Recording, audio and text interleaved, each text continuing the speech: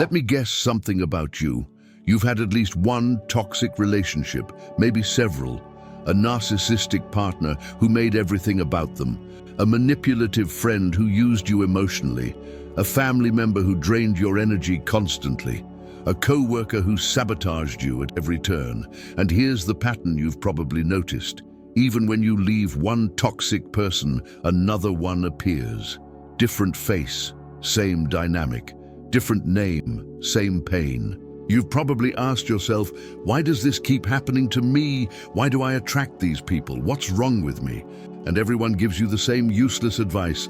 Just choose better, set boundaries, love yourself more, raise your standards. But none of that actually explains why toxic people are drawn to you like moths to a flame, or why you're drawn to them despite knowing better. Carl Jung discovered the real answer, and I'm warning you right now, it's going to make you uncomfortable. Because the truth isn't that you're unlucky, or that toxic people are everywhere. The truth is that you're unconsciously attracting exactly the people you need to meet to face the parts of yourself you've been running from your entire life.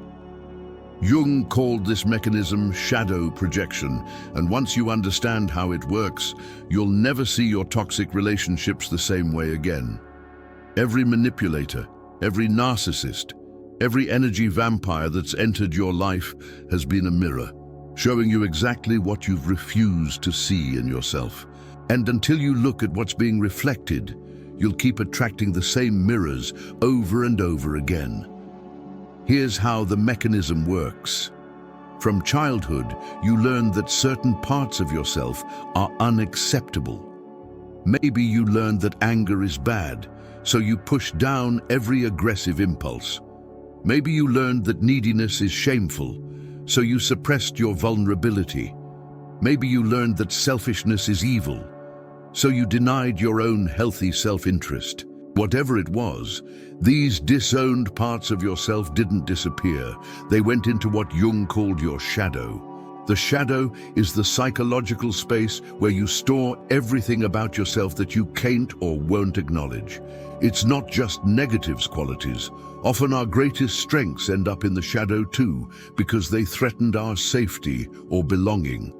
But here's what makes the shadow so powerful. The parts of yourself you deny do not stay quietly hidden. They demand to be seen, to be integrated, to be acknowledged. And if you won't look at them directly, your psyche has a clever workaround. It projects them onto other people. This is why you keep encountering people who embody the exact qualities you've disowned.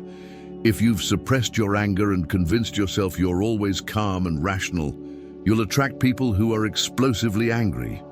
If you've denied your neediness and built an identity around being independent, you'll draw in people who are desperately clingy. If you've disowned your manipulative tendencies and see yourself as purely honest, you'll magnetize master manipulators into your life. And here's the truly fascinating part. You won't just attract these people, you'll be intensely drawn to them.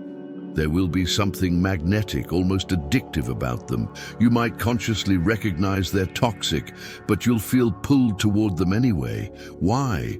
Because they're carrying the disowned parts of your psyche, and your unconscious is desperate to reunite with those lost pieces. Think about the classic dynamic of the giver who keeps attracting takers. The giver prides themselves on being selfless, generous, always putting others first. They've completely disowned their own needs, their own selfishness, their own capacity to take and receive. So who do they attract? People who are all take and no give. People who will happily drain them dry, because that's exactly what the giver's shadow needs them to do. The giver looks at the taker and thinks, this person is so selfish, so toxic. How could they be this way? But Jung would ask, where is your selfishness? What happened to your capacity to take, to receive, to put yourself first? You've pushed it so deep into your shadow that you can't even see it in yourself anymore. So your psyche creates a living, breathing embodiment of it right in front of you, hoping you'll finally recognize and reclaim this disowned part. Or consider the person who keeps attracting narcissists. They might be someone who learned early that their worth depended on serving others, on being humble, on making themselves small. They completely suppress their own healthy narcissism, their need to be seen, their right to take up space, their capacity to prioritize their own interests. So who shows up in their life?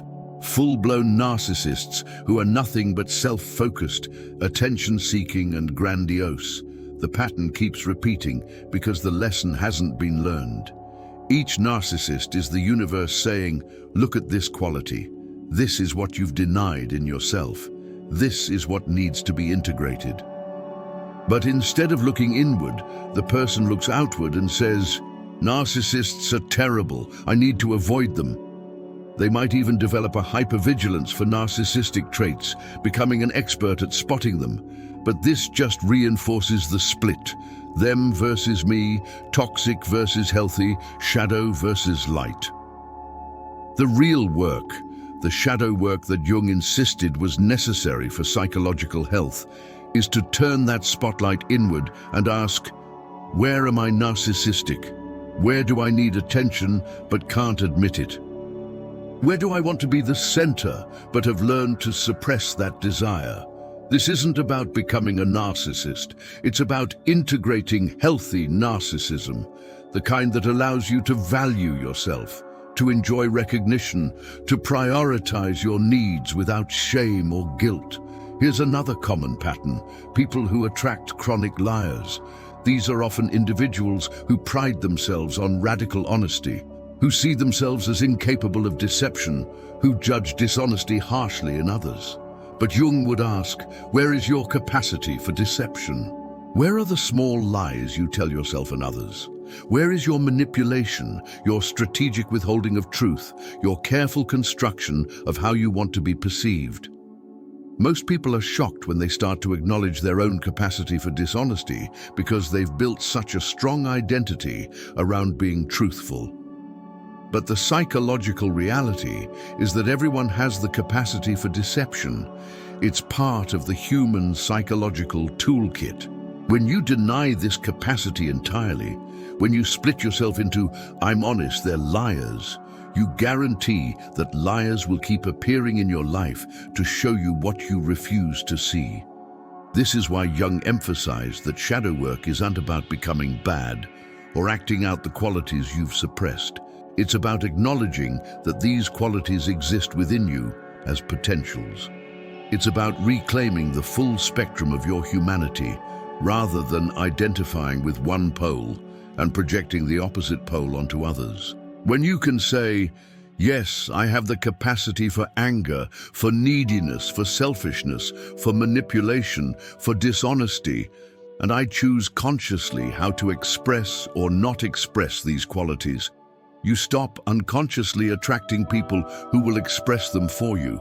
But there's another layer to this that makes toxic attraction even more insidious. Not only do you attract people who carry your shadow, you also unconsciously behave in ways that activate their toxicity. Your disowned qualities don't just draw toxic people to you, they also provoke toxic behavior in others who might not otherwise act that way with different people. The person who has disowned their anger might be so passive and accommodating that they actually frustrate others into explosive anger. The person who has denied their neediness might be so emotionally distant that they drive others into desperate, clingy behavior. The person who has suppressed their manipulative tendencies might be so rigidly honest that others feel they need to be strategic and deceptive to protect themselves. This creates a feedback loop.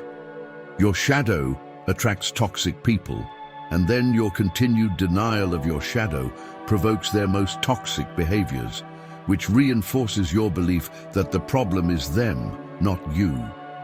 You become convinced that you're just unlucky, that toxic people are everywhere, that you need better boundaries or higher standards. But none of this addresses the root cause, your own unintegrated shadow material.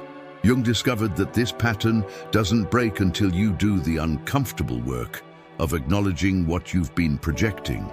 This means looking at every toxic person in your life and asking not, what's wrong with them, but What quality are they expressing that I've denied in myself? This requires tremendous courage, because it means admitting that you possess the very qualities you've been judging so harshly in others. It also requires distinguishing between healthy integration and toxic identification. Recognizing that you have the capacity for manipulation doesn't mean you should become manipulative. Acknowledging your anger doesn't mean you should become abusive. Owning your neediness doesn't mean you should become a burden. Shadow work is about conscious integration, bringing these qualities into awareness so you can choose how to express them in healthy ways, rather than unconsciously attracting others to express them for you in toxic ways. When you do this work, when you genuinely integrate your shadow, something remarkable happens. The toxic people in your life either transform, reveal themselves to be not actually toxic, or naturally fall away, because you're no longer providing the energetic invitation that drew them to you. You're no longer unconsciously participating in the dynamic that made the toxicity possible. You're no longer projecting your disowned parts onto them, which means you can finally see them clearly as they actually are. You also become less attractive to genuinely toxic people because they can sense on an energetic level that you're not going to play the complementary role their toxicity requires. Toxic people are skilled at identifying who will participate in their dynamics. When you've integrated your shadow, you're no longer unconsciously volunteering for that role. And here's the beautiful part. As you stop attracting toxic people, you start attracting healthier people. Not because you're choosing better or raising your standards, but because your energetic frequency has changed. You're no longer broadcasting the unconscious invitation that says, "I need someone to carry my shadow for me." Instead, you're emanating wholeness, integration, and consciousness. And that frequency attracts people who are doing their own shadow work, who are committed to consciousness, who can meet you in genuine relationship rather than shadow dynamics. But I need to be honest with you, this work is not easy. Looking at your shadow, acknowledging the qualities you've spent your life denying, integrating what you've kept split off, this is some of the most challenging psychological work you can do. Your ego will resist, your identity will feel threatened. Your mind will come up with 1,000 reasons why the toxic people are the problem, and you're just the innocent victim. This is why most people never do shadow work. It's easier to believe you're unlucky in relationships than to face what you've been unconsciously creating. It's more comfortable to judge toxic people than to acknowledge the toxicity you've denied in yourself. It's less threatening to keep repeating the pattern than to do the work that would break it. But if you're tired of the pattern, if you're exhausted from toxic relationship after toxic relationship, if you're ready to finally understand why you keep attracting what you don't want, then shadow work isn't optional, it's necessary. The toxic people in your life are your greatest teachers, showing you exactly what needs to be integrated. The question is, will you learn the lesson, or will you keep attracting new teachers until you do? Jung believed that this work of shadow integration isn't just personal. It's essential for humanity's evolution.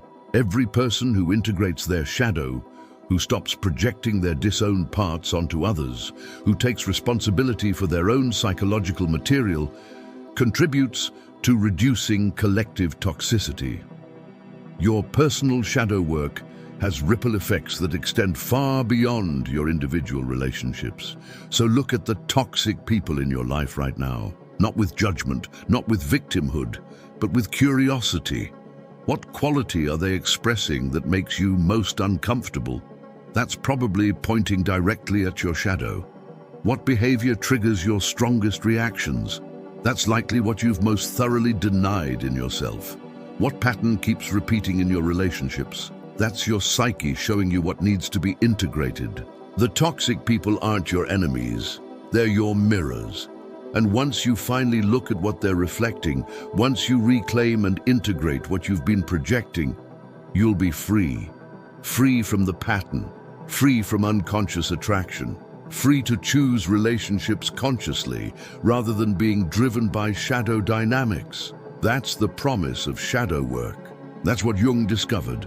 That's what's waiting for you on the other side of the discomfort. If you've recognized your pattern in this exploration, if you've seen how you've been unconsciously attracting toxic people through shadow projection, then write in the comments, "I see my shadow and I'm ready to integrate it." Share this with someone trapped in toxic patterns who needs to understand the real reason why. Subscribe for more psychology that reveals uncomfortable truths. Your shadow is waiting to be seen. Will you finally have the courage to look,